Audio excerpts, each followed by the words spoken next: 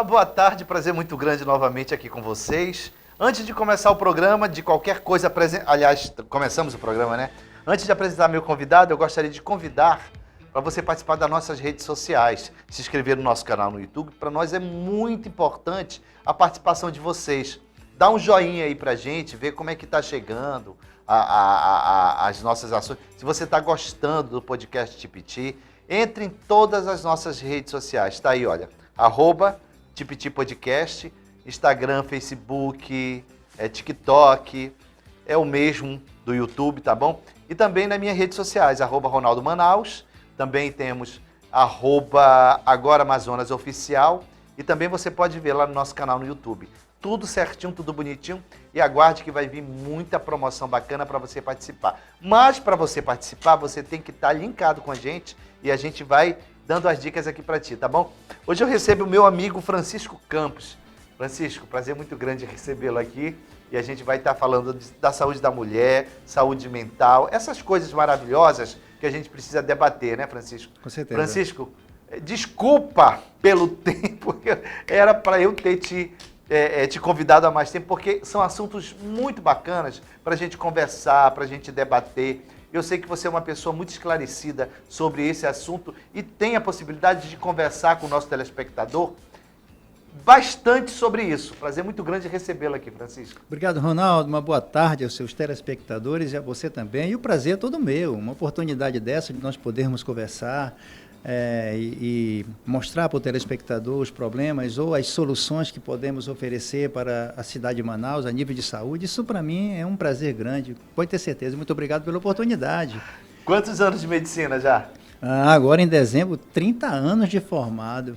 30 anos de formado. Deus. Quando a gente estava na faculdade de medicina, que a gente estava no segundo ano, dizia, puxa, ainda falta 4 anos.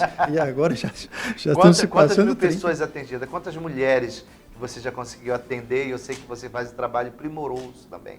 Olha, querido Ronaldo, eu não sei te dizer quantas mulheres eu já atendi a nível de consultas, né? Eu posso mais ou menos, eu tenho uma estatística a nível de procedimentos cirúrgicos. Procedimentos que você faz, isso que eu queria procedimentos cirúrgicos, nós já passamos de 10 mil, né? 10 mil procedimentos 10 cirúrgicos. mil procedimentos cirúrgicos em 30 anos, né? Meu Deus, é muita coisa. Agora né? já estamos chegando, se Deus quiser, acho que deveremos chegar a 11 mil. É porque a gente fazia numa média de 800 procedimentos cirúrgicos mês, né? No tempo que eu ainda tinha aquela saúde muito boa, que as minhas costas não tinham 5 hérnias de disco, que eu suportava 5, 6 horas em pé num centro cirúrgico, a gente conseguia fazer esse procedimento cirúrgico todo, mas com o tempo... Público né? e privado, você fala ou não? Só público e privado. Público e privado. Público né? e privado. Porque eu sei que você tem uma clínica ali na região também do Alvorada, né? Você atende as pessoas, né? Essa clínica é nova, né? Ela tem 3 anos. Eu comecei mesmo no meu consultório ali no Palácio do Comércio, onde eu estou há 29 anos, né? No Palácio do Comércio. A clínica da Alvorada tem 3 anos. Esses são onde nós fazemos nossas consultas, né? Daquele valor bem baratinho, exatamente. Camarada, que todo mundo pode pagar, né? Exatamente. Já que o poder público não consegue, aí tem que fazer e tem que acontecer esse serviço, né? Exatamente, porque a clínica popular, da qual nós participamos, ela cresceu muito por conta da diminuição do poder aquisitivo da população. Com a diminuição do poder aquisitivo da população, que os planos ficaram até mais caros muito e caro. tudo mais, então a clínica popular foi uma alternativa para a nossa população.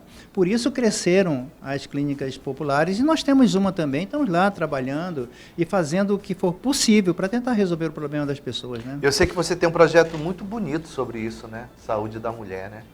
Fala um pouco para nós sobre isso. Ronaldo, a questão da saúde da mulher, uma das coisas que a gente dá muita ênfase é a questão do planejamento familiar.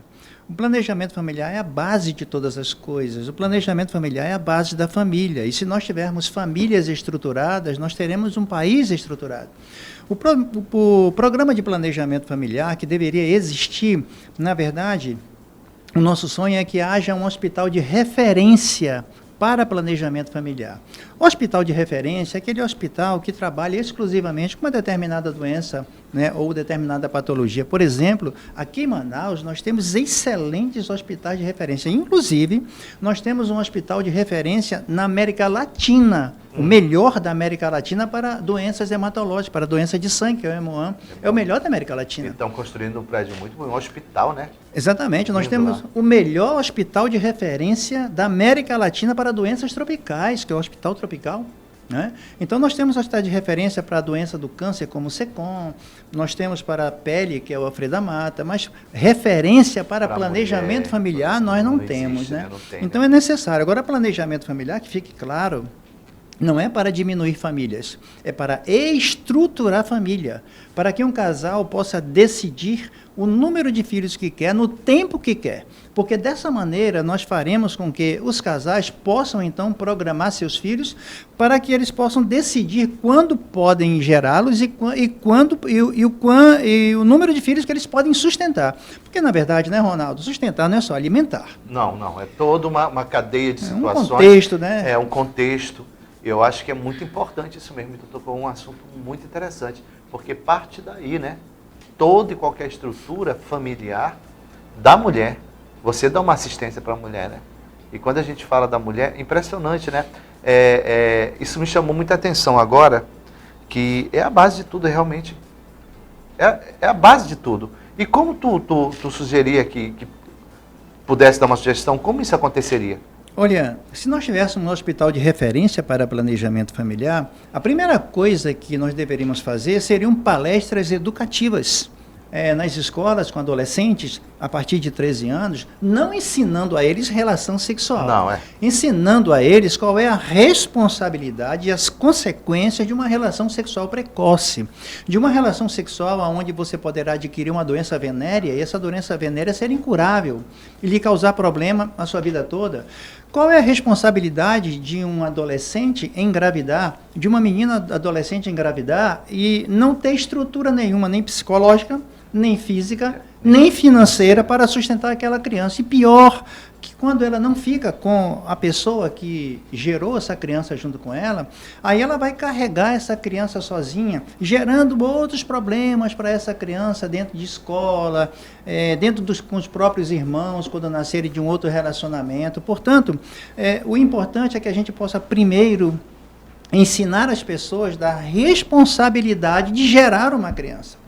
Porque, na verdade, Ronaldo, o planejamento não é só fazer com que o Estado entregue uma estrutura para as pessoas. É ensinar as pessoas que elas são responsáveis pelos filhos delas, que elas são responsáveis por elas são responsáveis pela família descendente e ascendente.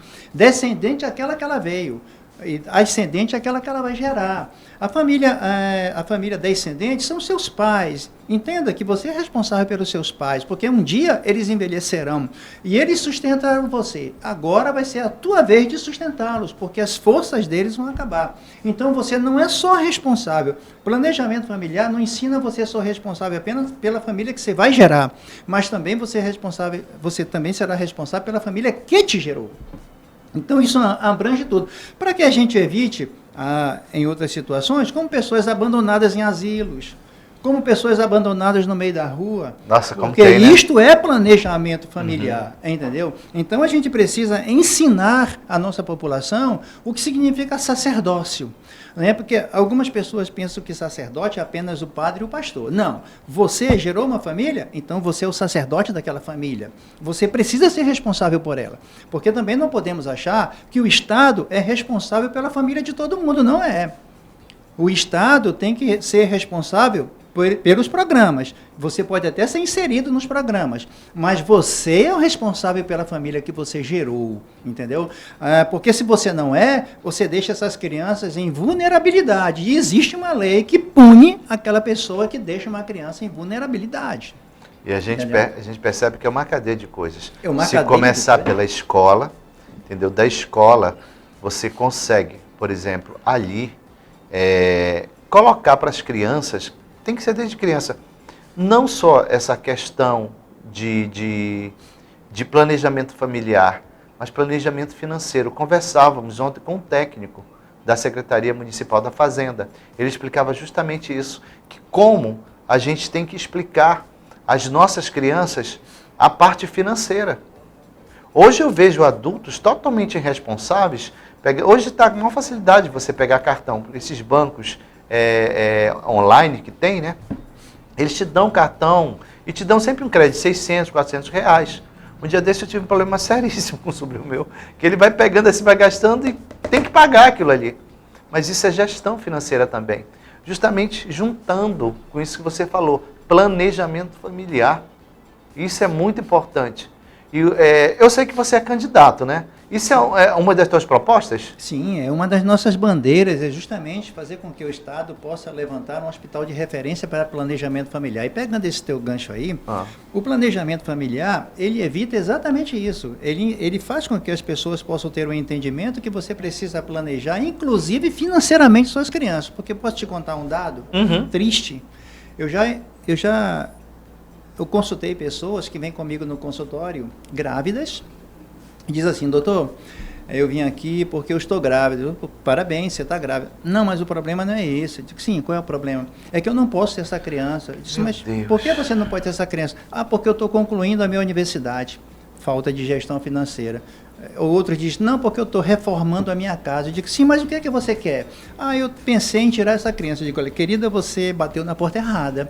Você errou de endereço, porque eu na universidade fui treinado para salvar vidas e não para destruir vidas. Então, as pessoas, a ausência do planejamento familiar, a ausência do planejamento financeiro, complica também na ausência do planejamento familiar. Por isso que o planejamento familiar começa com palestras educativas nas escolas, ensinando nosso adolescente sobre a responsabilidade de gerar uma família e de ser o responsável por ela. Ensinar sacerdócio para essas crianças. E Francisco tocou num assunto muito sério sobre aborto agora e me chamou muita atenção. Tem muito disso? Tem. É Lamentavelmente mesmo, tem. E qual o nível de pessoa que procura para fazer isso? O nível que eu falo assim, na escala da sociedade. É todo mundo ou não tem? Na verdade, eu não sou procurado para isso. Isso é uma questão esporádica. Vez entendeu? por outra. Uma questão Mas esporádica. Mas existe, né? Existe. Esporadicamente aparece, porque, na verdade, eu trabalho basicamente com grávidas, né? E todo mundo sabe disso daí. Então, esporadicamente, chega até a mim uma pessoa que chega com uma proposta dessa, você está entendendo? Só que bate na porta errada, entendeu? Esse não é o meu caso, esse não é o meu problema. O meu problema é fazer um pré-natal e fazer com que essa criança nasça de 9 meses e saia no colo da mãe. Né? Mas esporadicamente aparecem essas pessoas, mas infelizmente a maioria delas vem por questão de ausência de planejamento financeiro. E a ausência do planejamento financeiro é que induz a ela querer fazer um aborto. Entendeu? Eita, isso é tão sério. Francisco, a gente se conhece há pouco tempo, mas assim, me chama a atenção quando o assunto é família. Quando o assunto é justamente isso. Gestão de pessoas. O que é uma gestão de pessoas? Você atende num bairro, entendeu? Que a gente sabe que ali, para aquela região, é o pessoal de uma classe menos favorecida, vamos dizer assim.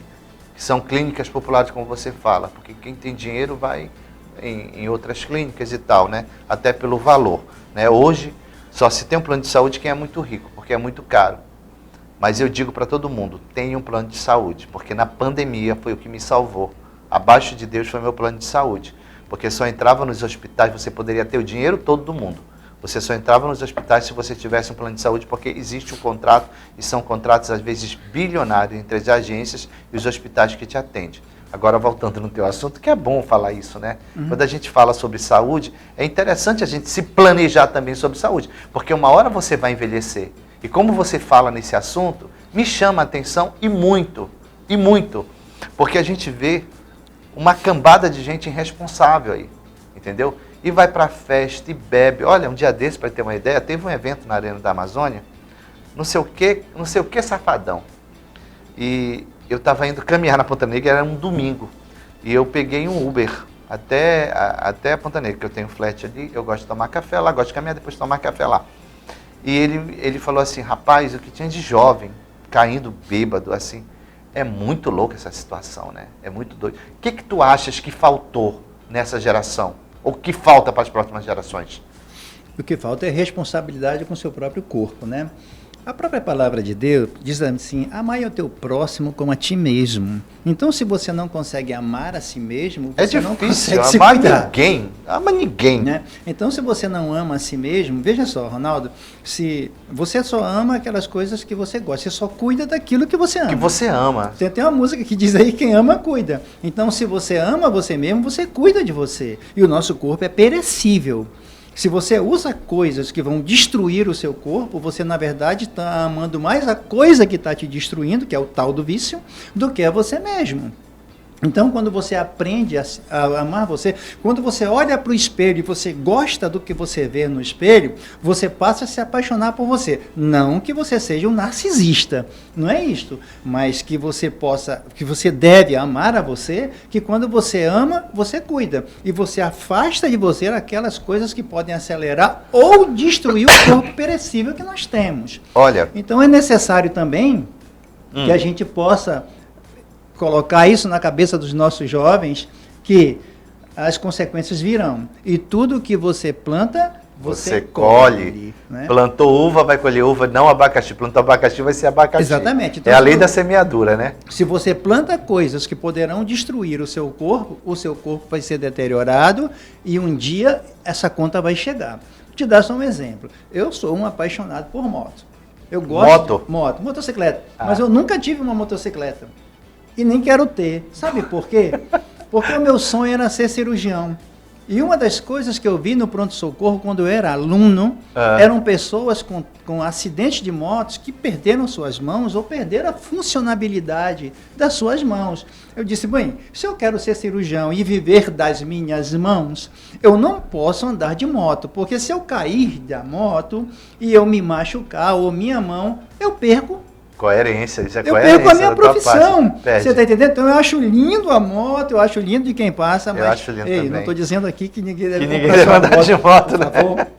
Não estou fazendo campanha contra as empresas de moto. Eu só estou dizendo um exemplo, que eu não ando de moto porque eu preciso cuidar das minhas mãos para que não haja problemas, porque sem elas eu não consigo operar ninguém. Então, é mais ou menos isso. Então, eu prefiro... Então, entre a moto e eu sou mais apaixonado, por mim do que pela moto, né? Para a né? gente ter a deixa aí.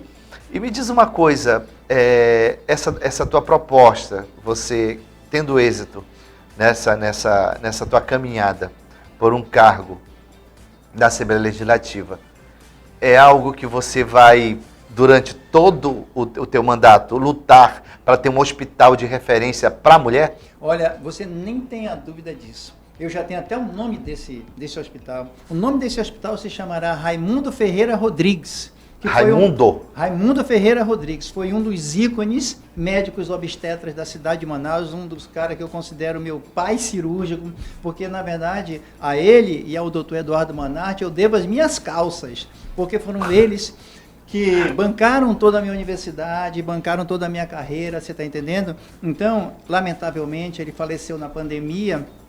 E eu gostaria que esse nome fosse o nome dele, o Dr. Raimundo Ferreira, que era conhecido como Dr. Raimundão. Quem conhece ele, ou o colega médico que sabe, já ouviu falar nele, era uma figura extraordinária, de um caráter assim incrível. E tem mais, foi um dos caras que mais fez cirurgias gratuitamente na cidade de Manaus. Olha só. E lamentavelmente faleceu na pandemia, e eu gostaria que o nome desse hospital levasse o nome dele, você está entendendo? Até por respeito e por consideração, mesmo em memória dele.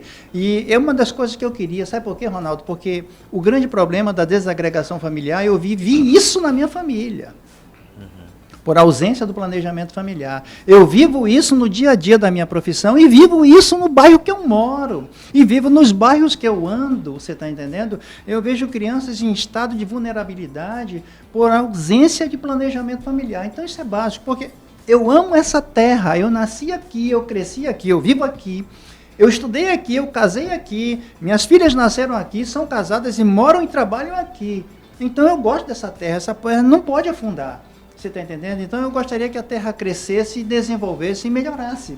E eu tenho certeza que o Hospital de Planejamento Familiar não vai resolver 100%, mas que ele vai amenizar uma grande quantidade de problemas, isso irá. Até porque planejamento familiar não é porque eu estou falando isso porque eu ouvi o galo cantar, é porque eu trabalho em cima disso e tem mais. Se você chegar hoje, eu vou olhar para a sua telespectadora, você que não tem nenhum filho, se eu te fizer uma pergunta, quantos filhos você vai querer ter, você vai me responder, nenhum ou um.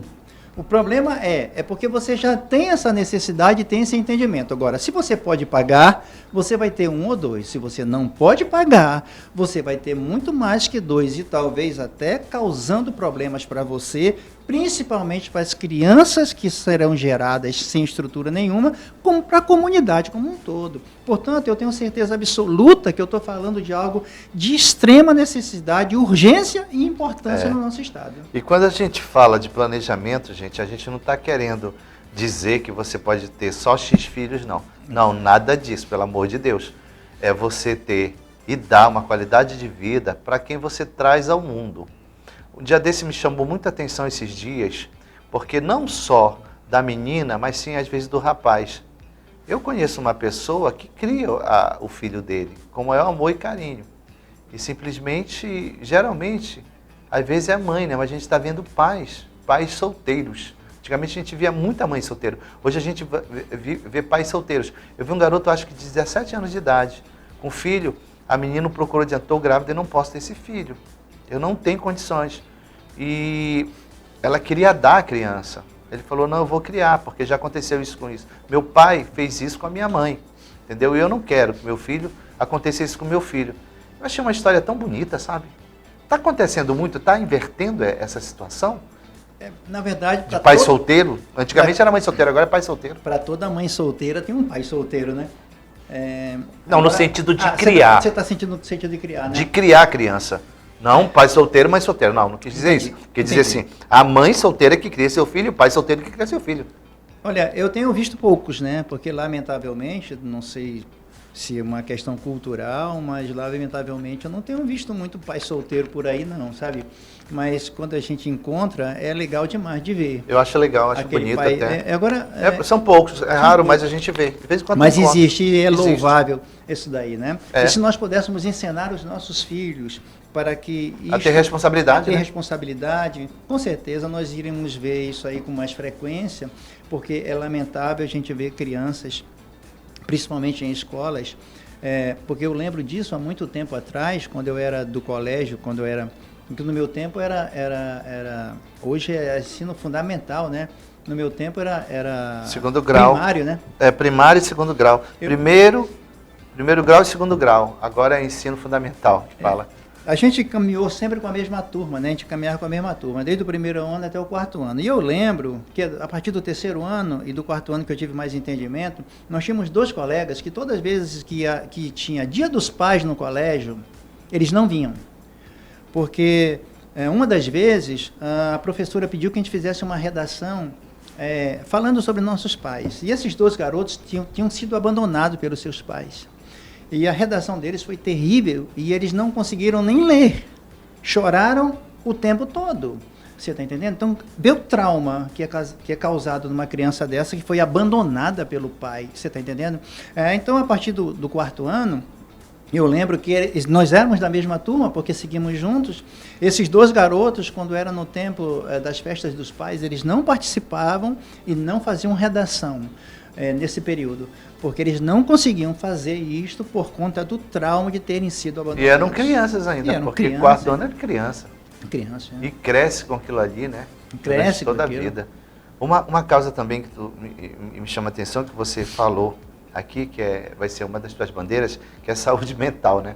Eu sempre falo que assim, a humanidade está toda doida, está todo mundo doente, todo mundo está sequelado, entendeu? Principalmente depois dessa pandemia, que as autoridades trancaram todo mundo em casa, dizendo, você não pode sair. Foi um pânico tão desgraçado, até por parte da imprensa. Foi cruel, cruel, cruel. Como seria isso? Olha, o estado do Amazonas, para quem mora aqui há mais tempo, nós temos um hospital chamado Eduardo Ribeiro. Antes era um hospital de internações longas. Lamentavelmente, ele foi fechado. Uhum. E hoje existe apenas um posto de saúde chamado Eduardo Ribeiro, da qual você Foi fechado o hospital? Nem sabia. Sim, de longa duração foi fechado. E hoje é apenas um posto de pronto atendimento. Só que, depois que você vai para aquele pronto atendimento, o colega médico diz naturalmente, agora, depois do pronto atendimento, você vai ter que procurar a rede pública. E a rede pública não tem psiquiatras o suficiente para isso. Deve ter em torno de 4 ou 5 trabalhando para uma população inteira, para uma população que é sequelada do Covid. Sequelado. Com síndrome do pânico. Síndrome do pânico. Com uma população que é sequelada pela violência. Com uma população que é sequelada pelo uso de drogas. E no uso de drogas não é só o drogado ou o ex-drogado que é sequelado. Os pais também. Se você conversa com pais de usuários de drogas, você vai ver o problema da sequela, do trauma que existe neles, entendeu? Então, há uma grande quantidade. Então, essas pessoas, quando saem do pronto atendimento, aqueles que podem pagar, que a grande minoria procura um psiquiatra ou um psicólogo. E a grande maioria que não consegue pagar, sabe para onde vai? Para as farmácias. É por isso que nós temos o boom da farmácia no estado do Amazonas. No Brasil inteiro. Temos um boom das farmácias. Se você jogar uma cibalena ali, nasce uma farmácia. Exatamente. O pessoal costuma brincar assim. E eu quero dizer para você que eu conheço vários donos de farmácia, e eles dizem para mim, você sabe qual é o filão da farmácia hoje? Vender remédio para pessoas com ansiedade e para dormir. Aumentou mais de 10.000% a venda desse remédio. Sabe por quê? Porque essas pessoas não têm como recorrer a um psiquiatra. Portanto, é de extrema necessidade que seja levantado um hospital de referência, um imenso hospital, lá naquele mesmo local, porque tem terreno para isso, um hospital de referência para a saúde mental. E quero aqui salientar o brilhante trabalho feito pelas instituições religiosas, evangélicas e católicas, que são as instituições que, de fato, fazem alguma coisa pelas pessoas sequeladas com problemas vários, como por exemplo, quero salientar aqui da Igreja Católica, parabéns aos padres, porque fizeram um programa chamado AA, Alcoólatras Anônimos. Das antigas, né? Outro programa, NA, Narcóticos Anônimos, e também a Fazenda da Esperança, que tem trazido uma grande quantidade de pessoas de volta à vida. Porque, na verdade, eu não sei quem disse isso, foi um filósofo que disse que a maior tragédia humana não é morrer. A maior tragédia humana é viver sem sonhos. Porque quando você vive sem sonhos, você passa apenas a respirar e vira um zumbi. Nossa. E, lamentavelmente, as pessoas que estão envolvidas nas drogas ou sequeladas com problemas de depressão, essas pessoas perdem a capacidade de sonhar. Portanto, viram um zumbi.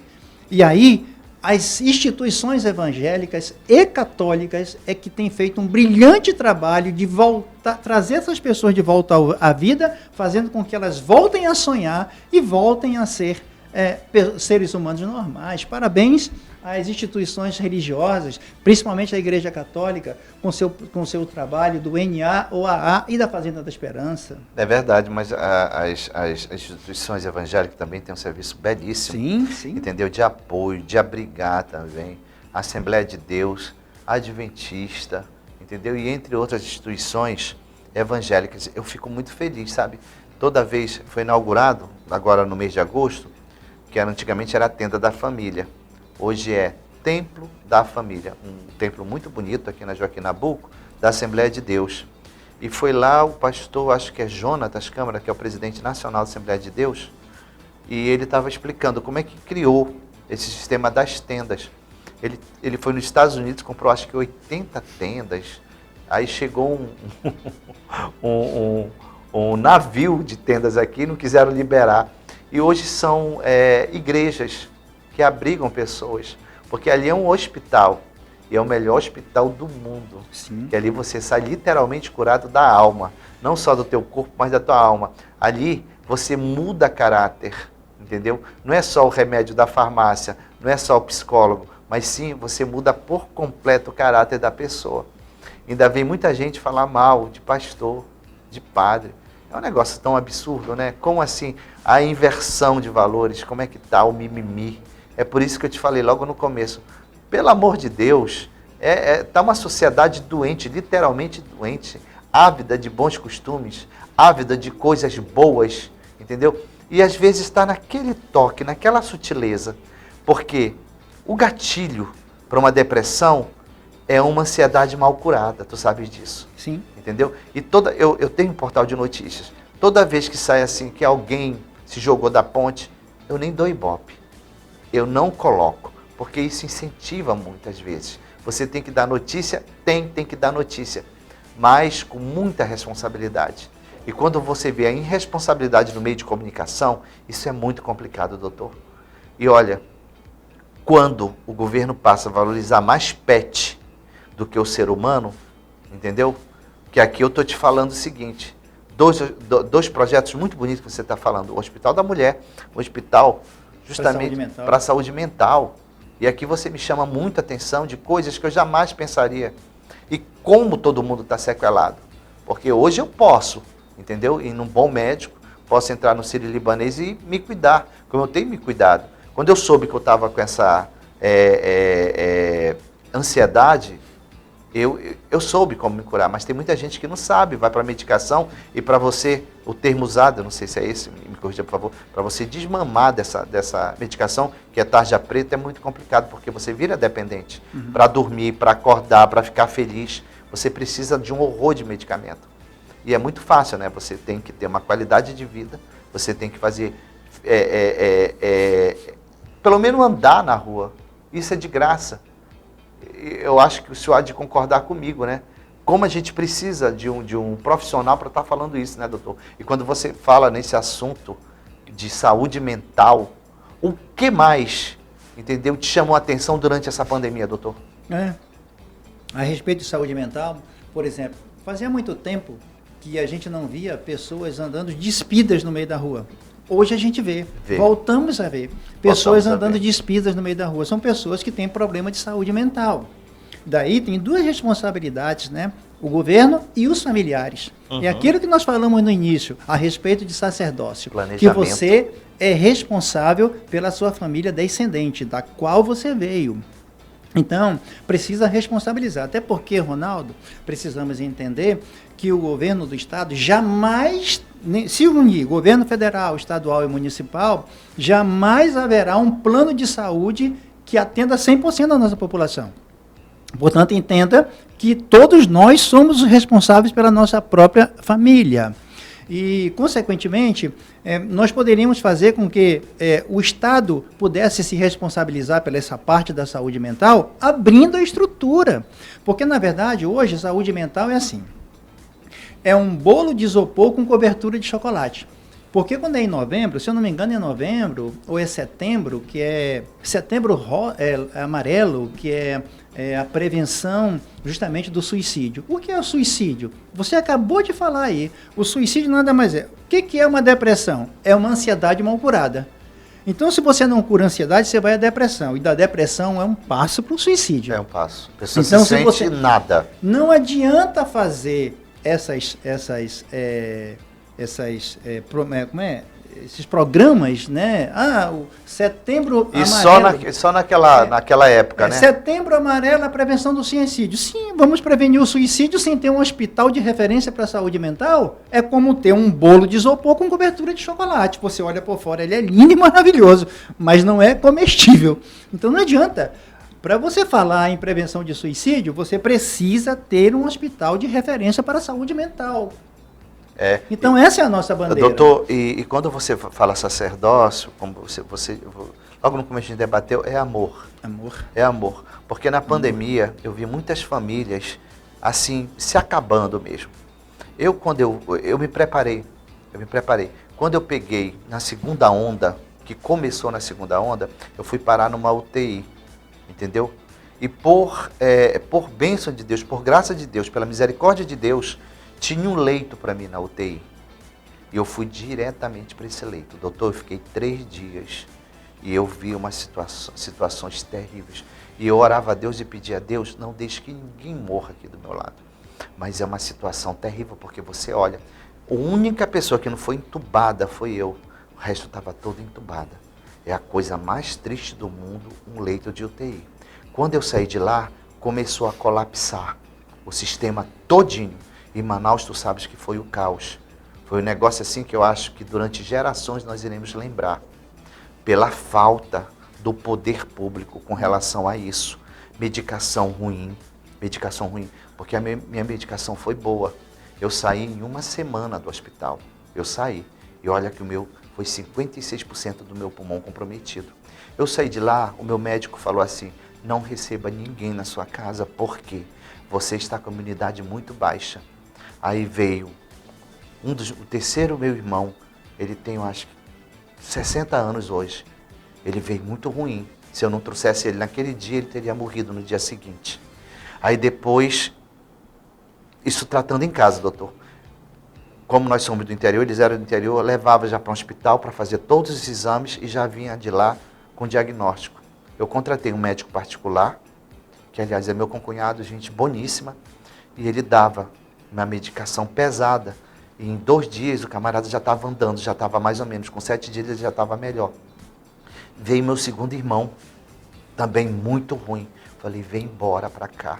Eles moravam no interior, entendeu? Lá não tinha nem como salvar vidas, não tinha nem como entubar. Se bem que entubar eu acho a maior roubada, que a partir do momento que você entuba, você já entra ali com várias situações.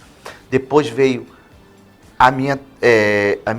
veio minha irmã com todos os filhos, tudo doente. Eu cuidei em casa, entendeu? E fiz questão de cuidar. Eu tirei dinheiro do meu bolso, falei, para o hospital vocês não vão, porque está morrendo gente lá. O pessoal nem sabe como cuida dessa maldita doença. E tudo era novo nessa doença, eu tenho certeza que tu passaste por isso. Eu estou dando esse testemunho, como tu fala, de sacerdócio, você precisa amar sua família, acima de qualquer coisa. E para você amar sua família, você tem que ser uma pessoa de caráter. Porque se você for mau caráter, você não ama nem a si mesmo. E como tem gente mau caráter neste mundo. E eu consegui, graças a Deus, não morreu nenhum da minha família. Abaixo de Deus. Foi isso. Eu falei, eu vendo esse apartamento, eu vendo o carro, eu pego o dinheiro no banco, eu não quero nem saber. Mas vocês não vão morrer por falta de assistência. E aqui, eu não quero nem levar para outro lado, doutor. Eu estou me alongando nisso porque me chamou muita atenção que gente com dinheiro morreu. Morreu com dinheiro na poupança e teve seu irmão, seu pai, às vezes, com o carro parado lá. Eu falava desse jeito, eu falei, pelo amor de Deus, gente, vende esse carro, vende essa casa, não interessa, salva a vida, porque depois o bem você recupera. Agora uma vida você não recupera. Depois disso que eu estou te falando, meu irmão morava num casebre, eu fui lá e ainda construí a casa dele. Mobilei todinha a casa dele. Isso eu não estou falando besteira não. Vocês podem depois me dar referência, eu mando até foto para vocês. Isso é amar as pessoas. Isso é você tirar do seu para você fazer algo. Comece fazendo pela sua família. Como é que vive a sua família? Como é que está a sua família? Como é que está seu pai, sua mãe, seu irmão? Isso chama muita atenção. E quando o doutor vem aqui, a gente debate mesmo esse assunto. Porque a gente vive num momento muito difícil. Nós vamos escolher agora quais as pessoas que vamos comandar por 4 anos. Isso é muito difícil falar isso. Mas quando o governo faz um hospital para pet e não valoriza o ser humano, isso é muito triste, doutor. É muito triste. Aqui eu chamo muita atenção para isso. Então a gente tem que ver o caráter dessas pessoas.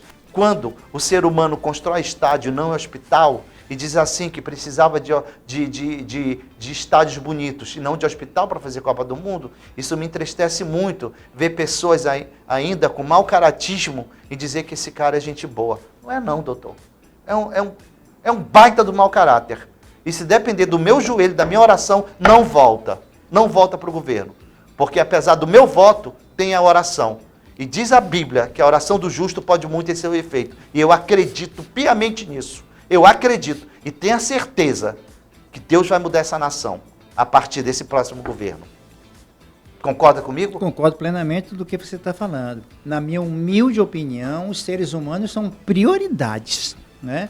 E nós tivemos estádios como prioridade e nós não temos o problema crescente, grave, com a destruição da família, não temos hospital de referência para planejamento familiar, com um problema crescente, que é o problema da depressão, da ansiedade e da questão do suicídio. Não temos hospital de referência para saúde mental, mas temos hospital agora, um projeto aprovado para hospital para cuidar de cachorro. Eu tenho nada contra o cachorro? Eu tenho nada. Eu tenho A obra passa por lá, tá linda a obra. Eu tenho 4 cachorros na minha casa, mas eu acho que se eu sou responsável pela minha família, eu também tenho que ser responsável pelos meus animais. Não é o Estado. E o povo vota num candidato que tem a causa de pet. É um negócio tão doido, é uma inversão de valores tão desgraçada. Eu não sei o que está acontecendo com a humanidade, entendeu? Eu espero logo que Jesus volte e a gente consiga ir também, né? Porque você tem que ter um preparo tão grande, entendeu? E é uma desumanidade. Eu não estou dizendo aqui que eu sou santo, não sou não, tá? Mas na medida do possível eu faço a minha parte. E tenho que fazer a minha parte, né, doutor? Esses teus projetos são muito bonitos. Se tu conseguires alavancar isso. E eu sei que você está atendendo também pelo interior, né? Como é que tá essa lida aí? Já vem com trabalho também. Hoje você não pode ir lá, né? Mas aí você, de longe, pode comandar teu pessoal. Como é que tá a tua lida aí pelo interior? Eu já te falar, mas eu queria só colocar um parênteses aqui no que você falou, que é interessante demais. Cuidado do sacerdócio, né? Para que a gente possa ensinar sacerdócio para nossas crianças. Porque quando nós ensinarmos para nossas crianças que ela precisa se valorizar e ela precisa amar a ela e amar a sua família, nós iremos então ter melhores eleitores. Quanto ao nosso trabalho no interior, a internet tem nos ajudado muito e a credibilidade do nosso nome, do meu nome, graças a Deus por isso, também tem ajudado bastante, sabe? Temos chegado e se Deus quiser vai dar certo. E eu gostaria que você fosse testemunha e um dos cobradores da minha palavra aqui. Sim, com você, para no dia que nós chegarmos na Assembleia, para que nós possamos construir de fato o projeto que já está pronto, da entrada na Assembleia, e pedir para que o próximo governador esteja e faça e dê prioridade nesses assuntos tão importantes relacionados à saúde no nosso estado. E nós temos caminhado, graças a Deus nós temos caminhado, Ronaldo. Doutor, isso que me chamou a atenção também, tu tem uma vida tão bacana, por que disso? Entrar para fazer esse trabalho, o porquê disso? Tu tem quantos anos? Eu tenho 59. 59. O ano que vem, em fevereiro do ano que vem, eu viro terceira idade. Que maravilha. Eu já vou virar terceira idade. Graças a Deus. Eu digo até para minha esposa, você vai ganhar. Privilégio negado a muitos, tá? Porque teve muita gente que foi embora novo nessa pandemia aí. Eu digo a ela, olha, você é a minha futura esposa, né? A minha futura esposa, eu digo para ela, fevereiro do ano que vem. A minha futura, eu não entendi. Porque eu tô noivo com uma moça. Ah, tá certo. Indiscreto, Ronaldo Castro, né? Então eu disse para ela, olha, em fevereiro do ano que vem você já ganha uma profissão. A mesma profissão que a esposa do presidente ganhou. Cuidadora de idoso. Porque eu vou ter 60 anos, vou ser considerado idoso, então ela já ganha uma profissão. Uma profissão. Só o fato de estar comigo. Que bacana, esse humor é um barato, né? E esse sacerdócio, como você falou, é um sacerdócio realmente, né? Você já fez o que tinha, os filhos estão todos criados, vai casar de novo, tá com tudo em cima, agora é hora de fazer alguma coisa pela população, né? Isso, pelo menos isso que eu entendi aqui. Exatamente, sabe, Ronaldo? A gente, quando milita na saúde, eu já dei plantões em condições terríveis, e mesmo assim estava atendendo a população. E a gente vê, quando nós atendemos a nossa população de alta renda ou de baixa renda, você vê várias necessidades, principalmente a de baixa renda. E isso me incomoda, porque, Ronaldo, eu ainda jogo bola. E com essa todo cheio de hérnia e tudo, ainda joga? Ainda jogo bola, porque a bola é minha. Porque eu levo a bola e leva a bola debaixo do braço. Tá vendo, Andrezinho, como ele é desumido? Os caras chegarem lá. Pega! E disseram, olha, tu não tem vaga aqui não. Eu digo, não, leva a bola. Eu vou levar a bola. Acaba o jogo. Aquele curumim buchudo do interior, né? Só joga porque tem a bola, né? Exatamente. Então, a gente andando por aí, porque eu vim de família interiorana, cresci no Parque 10, e eu cresci tomando banho no Garapé, jogando bola. Parque 10, né? Então, eu sei como é que funciona a comunidade. Eu, por exemplo, hoje, eu tenho 9 implantes de dentes, porque eu, lamentavelmente, quando eu precisei do posto de saúde, quando eu era criança, eu tinha apenas dentes cariados, mas o colega odontologista lá não se preocupou em recuperar. Ele não estava nem um pouco preocupado. Ele arrancou e eu fiquei banguelo na metade. Tive que fazer implante hoje. Isso não é diferente da população carente, não. Não, Tá, eu não sou doutor? diferente de Isso não é ninguém. teu privilégio, não, tá? Pois é, então eu não sou diferente de ninguém. Então eu falo aquilo que eu vivo e aquilo que eu vivi. Aham. Então, como eu vivi Quer esses ajudar problemas, agora, eu né? gostaria de ajudar. Porque, Aham. sabe, fica difícil. Eu poderia chegar na minha casa e Confortável, ficar né? confortável, tá lá, mas não é assim, porque o meu vizinho do lado, tá entendendo? O rapaz lá teve no 8º filho, que a mulher dele engravidou, jogava bola com a gente. Eu digo, meu brother, 8 8º filhos. filho? Foi, 8 filhos. Misericórdia. Daí a gente conseguiu batalhar e conseguimos fazer uma laqueadura na esposa dele, entendeu? E hoje ele está lá passando necessidades, entendeu? Por conta dessa situação. Inclusive tem filhos com problemas de droga, na vulnerabilidade, porque ele não conseguiu manter.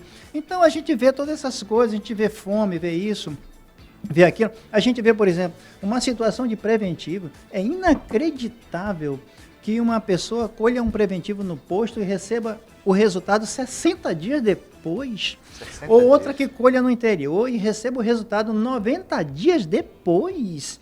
Isso é uma coisa muito ruim, você está entendendo? Então a gente gostaria, e a gente tem soluções para isso, só que eu não tenho as ferramentas. E a ferramenta é mandato. Você com mandato na mão, você consegue ser ouvido pelas autoridades de saúde. Se você não tem mandato na mão, você, além de não ser ouvido, você é taxado de rebelde. Entendeu? Verdade, é. Você é taxado de Eles se rebelde. colocam na geladeira, como Desajustado. fala, né? Não, tem um doutor desajustado aqui, reclama demais no Desajustado posto. é o quê? A gente reclama porque a gente quer que as coisas aconteçam. Meu Porque Deus é do céu. triste você chegar com uma paciente e ela chega contigo com resultado preventivo de 60 dias depois e você abre o resultado inconclusivo. A senhora vai ter que colher outro. Mais 2 meses. Deus. Então essas coisas, né? Que Tu acontecem vivenciaste isso, tu vivencia, né? várias vezes. Então, eu vejo também os meus parentes que vêm do interior com necessidades básicas, entendeu? Que a gente precisa resolver. E aí a gente não resolve pelo método tradicional, pelo CISREG. A gente, lamentavelmente, tem que furar a fila quando é parente nosso, porque a gente fala com um, com o outro, para poder resolver. O que é esses reggae? CISREG é o sistema do governo, é um sistema que faz a marcação de cirurgias e a marcação cirúrgica, né? Doutor, não tem paciência pra isso não, já pago particular. É Mas sério. você pode, graças a Deus por Graças isso. a Deus, mas tu também pode com os teus parentes, ser desunido. Eu te contei agora em um testemunho que eu investi na minha família, eu tirei do meu bolso. Mas parente meu não vai para o hospital público não vai. Não, Não, vai eu mesmo, também- que é terrível. Não, eu também faço isso, porque eu tenho um filho do meu primo que É, veio pra mas cá com não problema fure- oftalmológico e eu não, paguei a não fure cirurgia fila não, que é muito oftalmológica dele. feio isso, de furar fila. Não gostei não dessa aí. Desculpa, foi mal. Não, eu digo assim, a gente conversa com um colega aqui, outro lá, pra gente poder resolver. Agora, quando precisa pagar, eu pago. Né? Agora, há pouco tempo, veio o filho de um sobrinho, de um primo meu, com problema oftalmológico, e ele foi até o CISREG e colocaram lá para janeiro. Eu digo, não. Quanto é que custa X? Toma, vai lá e faz a cirurgia. E fez, o garoto tá recuperando bem, tá tranquilo. Tá. É a visão, problema de visão, que não dá para esperar. Eu costumo dizer que eu acho assim, para esse tipo de cargo, é bom ter administrador, mas se você tiver uma pessoa comprometida, aqui eu sempre cito a situação do doutor Silas, que é um ótimo cirurgião vascular. Ele é diretor do Francisca Mendes. Ele zerou a fila de criança cardiopata. Que ótimo. Ele zerou. Ele mesmo operava. Eu acho que é questão também de gestão. Porque, por exemplo, se pegasse um diretor bom do jeito que o senhor está falando, como o senhor é, entendeu? Colocasse, tipo, numa Dona Lindu lá, que é um hospital belíssimo, entendeu? Ali perto do 28 de agosto, aliás, no fundo do 28 de agosto, e tivesse pessoas assim comprometidas, porque o que a gente precisa hoje na administração pública são pessoas comprometidas, entendeu? Não é cobrar um por fora para furar a fila, que é muito feio isso, porque se está todo mundo ali, é porque está precisando. E zerar essas filas, realmente, porque quem está precisando de saúde não pode esperar, entendeu? Você está com uma dor no estômago, você precisa de uma ultrassom, você precisa daqueles exames complexos, é fazer e se detecta, começar o tratamento imediatamente. Aí sim salvaria muitas vidas. Isso sim salvaria vidas, entendeu? Como a gente está debatendo essa questão de saúde aqui, eu penso dessa forma. Eu sei que a gente de fora é uma coisa, mas eu sei quem está lá dentro é uma coisa totalmente diferente, né, doutor? Que a demanda ela é muito e são as dificuldades, principalmente dos nossos amigos que vêm do interior, os nossos amigos ribeirinhos, os nossos amigos do interior. Às vezes enfrentam dias e dias, entendeu? Num barco. Chega aqui, não tem onde ficar. Eu debati um dia desse com um candidato que que já tem mandato. E é muito difícil, entendeu? E ele realmente debatia, a gente conversava sobre isso. Eu falei, meu Deus, quando é que isso vai parar? Quando é que a gente vai conseguir dar para a nossa população, do imposto que se paga, e muitas das vezes tão suado, uma situação melhor de saúde, uma situação melhor de segurança, uma situação melhor de educação para os nossos filhos, ou para os filhos dos meus filhos, enfim, entendeu? E tudo isso envolve gestão. Gestão. É ter um lugar, como o senhor disse, olha, o meu é ginecologista, hospital referência, saúde mental, precisa ter. Hoje cresceu muito essa questão da saúde mental, né? E como tu tem esses projetos bonitos, além desses 2 projetos, o que mais você pensaria em fazer, alcançando lá? Você acabou de falar uma coisa extremamente importante, o homem do interior. Porque o homem do interior, quando ele vem com data para vir e com data para voltar. E sem dinheiro. E sem dinheiro. E o CISREG não se importa com isso. Então o que é que nós temos que fazer? Nós temos que levar a saúde do homem do interior. O que eu gostaria de fazer como projeto? Simples. Vamos pegar por calhas. Vamos pegar, por exemplo, aqui a Calha dos Solimões. E tem que ter uma equipe cirúrgica para a Calha dos Solimões, para a Calha do Rio Negro, para a Calha do Juruá, para a Calha do Madeira e outras calhas. E vamos começar pelas primeiras cidades. Então, uma equipe cirúrgica, por exemplo, eu já participei de uma equipe cirúrgica da Suzano, onde nós voávamos para o interior, chegávamos lá sexta-feira, meio-dia, começávamos a cirurgia de sexta, operávamos também sábado e domingo de manhã. A gente fazia, no mínimo, 46 cirurgias. Chegamos a fazer até 58 cirurgias no final de semana.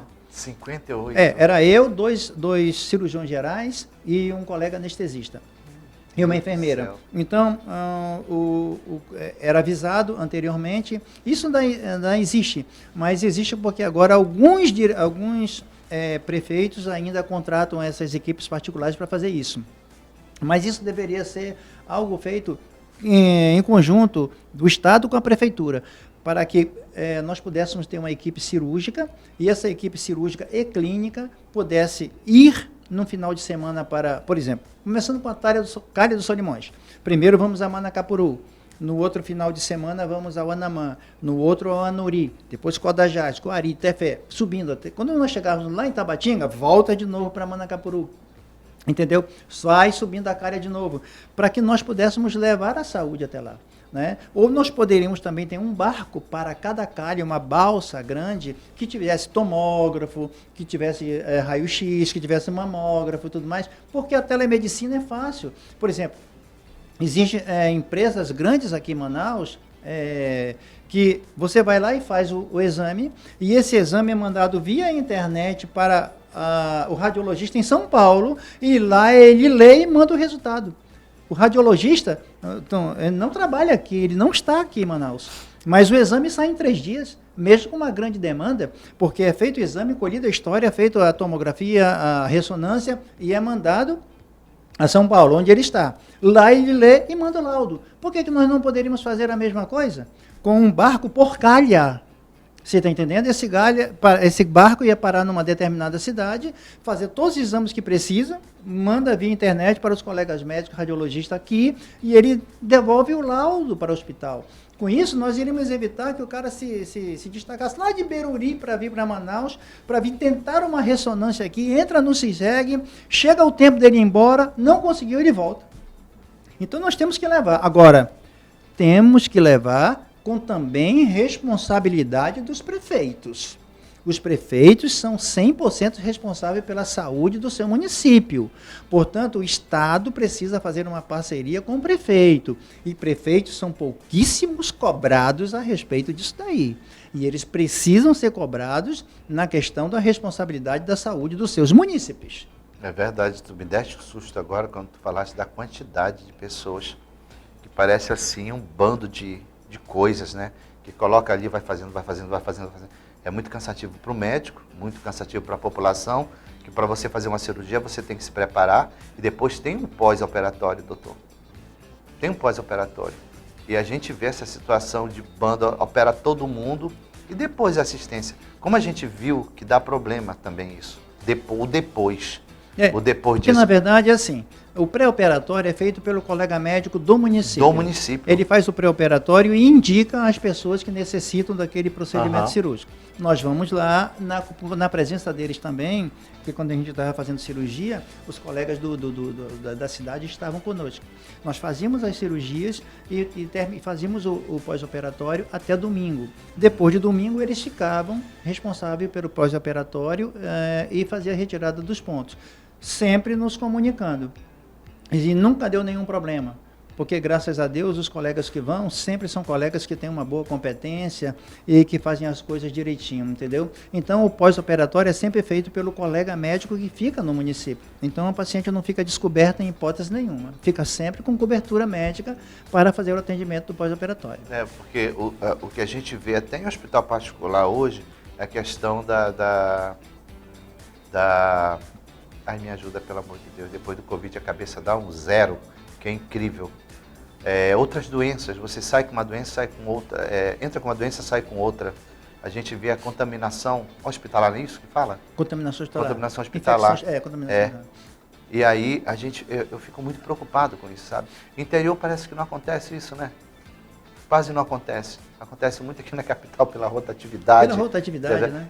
Eu ouvi falar que é também pela situação de uma boa... da parte da cozinha, né? Que a gente chama hotelaria, né? Hotelaria. Então seria muito interessante isso também. Gente, nós estamos chegando no finalzinho aqui, mas foi realmente um bate-papo. Tem tempo ainda? Quanto? 4. Estou convidando, mas se o tempo está curto, hein? Bora pegar mais tempo aqui, né? Pois não, doutor, pode falar, se eu queria falar. Eu queria falar de mais algum outro. Posso falar? Pode, claro. Nós temos um outro projeto de algumas pessoas, por exemplo, da questão psicológica. Existem pessoas, por exemplo, existem crianças que às vezes estão deixando de ir para a escola por consequência do bullying. E vocês sabem quais são os dois principais bullying que acontecem na escola? São crianças com estrabismo e crianças com orelha de abano. Portanto, seria necessário que nós construíssemos um ambulatório rápido para que essas crianças todas que têm problema de estrabismo possam ser feitas essas cirurgias de estrabismo, para que ela não abandone a escola por conta do bullying. Então, a gente precisa fazer isso daí rápido, para que essas crianças não tenham problemas psicológicos nem abandonem a escola, entendeu? Outra coisa importante, existe um outro projeto que a gente tem, que o Estado levantasse um ambulatório para tratamento de hipertrofia mamária. Tem mulheres que têm hipertrofia mamária, as suas mamas crescem muito, ficam muito volumosas e ela se entorta para frente. Com isso, cria um problema sério na sua coluna chamada cifose, né? Que é o desvio da coluna para frente. E isso dá dores terríveis na pelvis e nas pernas, entendeu? Sem contar com problema psicológico. Porque uma mulher que tem uma hipertrofia de mama, ela não troca de roupa na frente nem da mãe, nem da irmã e às vezes nem do marido. Nossa. Então, vê aí o tamanho do problema, entendeu? Então, se nós levantarmos, se tivermos um projeto e a secretaria levantar isto, nós iremos fazer com que essas pessoas possam conseguir a sua redução mamária, resolvendo o problema psicológico e resolvendo o problema fisiológico, né? Estrutural da sua coluna, né? Como também tem as bariátricas e outras coisas que nós precisamos fazer. A saúde é grande e, lamentavelmente, precisa ainda de muitas coisas para que possa precisa de gestão, né? Precisa de gestão, né? Doutor, a gente está nos últimos momentos, eu gostaria que o senhor convidasse a pessoa a seguir suas redes sociais, seguir e ver lá o teu trabalho, desse uma gugada no teu nome. É importante, né? Primeiro eu quero agradecer a você, né? Você foi ideia. Muito obrigado pela oportunidade que nós tivemos aqui de conversar a respeito de saúde. Quero dizer para você que eu não sou o rei da cocada preta, nem é o cara que vai resolver 100% do problema de saúde. Ser a régua do mundo, né? Eu tenho apenas ideias por viver, por vivenciar. Isso ninguém me conta. Eu vivo na minha profissão e na minha família, vivi e vivo na minha comunidade. E eu tenho certeza que o que a gente pensa, até mesmo que outros colegas pensam, que nós poderíamos ajudar a resolver o problema de saúde. Mas se você quiser nos seguir na rede social, meu nome é Francisco Campos, estou lá temos a nossa página, nosso Face, e temos também o nosso Instagram, né? E é isso. Agradeço a todos. Tem mais tempo ou obrigado. não? É o seguinte, gente, nos sigam também na rede social, não esqueça de dar aquele joinha. Tá aqui, @Tipiti Podcast. Nós estamos no Facebook, no Instagram, no TikTok e também, claro, né, no YouTube, que é muito importante pra gente a sua participação. @Ronaldo Manaus também, @Agora Amazonas Oficial, e também nos sigam também, tá bom? Eu quero dizer que é um grande prazer estar contigo sempre, e sempre trazendo pessoas interessantes como o Dr. Francisco aqui, para te informar. Ó, beijo grande, até amanhã, se Deus quiser, com muita novidade, que tem muita novidade aqui. Então nos siga e sempre esteja de frente com a gente aqui no podcast Tipiti. Tchau.